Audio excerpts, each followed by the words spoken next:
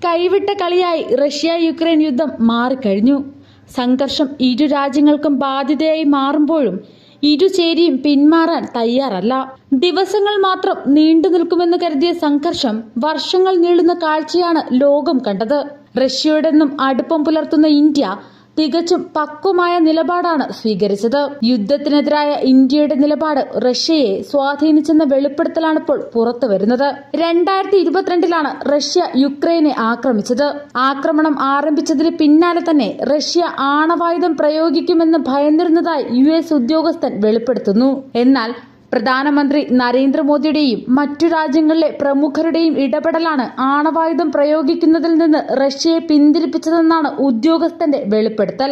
ആണവായുധം പ്രയോഗിക്കുന്നതിൽ നിന്ന് റഷ്യയെ തടയാൻ ഇന്ത്യ ഉൾപ്പെടെയുള്ള ചേരിചേരാ രാജ്യങ്ങളുടെ സഹായം US തേടിയിരുന്നു. യുദ്ധത്തിനെതിരായ മോദിയുടെ പരസ്യ പ്രസ്താവനകൾ വിനാശകരമായ ആയുധങ്ങൾ പ്രയോഗിക്കുന്നതിൽ നിന്ന് റഷ്യയെ പിന്തിരിപ്പിച്ചെന്നാണ് വെളിപ്പെടുത്തൽ. മോദിയുടെ പ്രസ്താവനകളും നിലപാടുകളും വലിയ സ്വാധീനം ചെലുത്തി. സംഘർഷത്തിൽ സാധാരണക്കാർ കൊല്ലപ്പെടുന്നതിനുള്ള ആശങ്കയും ഇന്ത്യ അറിയിച്ചിരുന്നു. ഷാങ്ഹായ് സഹകരണ ഉച്ചകോടിയിലും യുദ്ധത്തിനെതിരായി ഇന്ത്യ നിലപാട് സ്വീകരിച്ചു. യുദ്ധം അനാവശ്യമാണെന്ന സന്ദേശമാണ് റഷ്യൻ പ്രസിഡന്റ് വ്ളാഡിമിർ പുടിന് മോദി നൽകിയത്.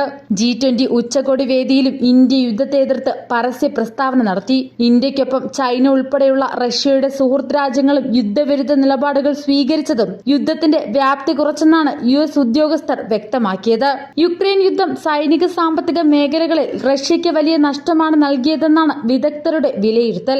റഷ്യയുടെ സൈനിക ശക്തിയെക്കുറിച്ചുള്ള ധാരണകൾ പൊളിച്ചടുക്കിയത് യുക്രൈൻ യുദ്ധമാണ്. യുദ്ധത്തിനു പിന്നാലെ പാശ്ചാത്യ രാജ്യങ്ങൾ റഷ്യയുടെ മേലേർപ്പെടുത്തിയ ഉപരോധം രാജ്യത്തിന്റെ സാമ്പത്തിക മേഖലയെ ദോഷകരമായി ബാധിച്ചു. റഷ്യയിൽ നിന്നുള്ള എണ്ണ, പ്രകൃതിവാതകം അടക്കമുള്ളവയുടെ ഇറക്കുമതിയിൽ നിയന്ത്രണം വരുത്തി. ഇതെല്ലാം രാജ്യത്തിന്റെ വിദേശ നാണയ ശേഖരത്തെ ദോഷകരമായി ബാധിച്ചു. മാത്രമല്ല, റഷ്യയിലേക്കുള്ള മൈക്രോ ചിപ്പുകളുടെ കയറ്റുമതിയിലുള്ള ഉപരോധം അവിടുത്തെ ഓട്ടോമൊബൈൽ, എയർക്രാഫ്റ്റ്, IT, ആയുധ നിർമ്മാണ വ്യവസായത്തെ വളരെയേറെ പ്രതികൂലമായി ബാധിക്കുകയും ചെയ്തു. യുദ്ധം റഷ്യയുടെ ഉൽപാദന മേഖലയെയും തളർത്തി. വിദേശത്തുള്ള റഷ്യൻ സെൻട്രൽ ബാങ്ക് നിക്ഷേപങ്ങൾ മരവിപ്പിച്ചിരുന്നു. ഇതും രാജ്യത്തെ സമ്പദ് വ്യവസ്ഥയ്ക്ക് തിരിച്ചടിയായി.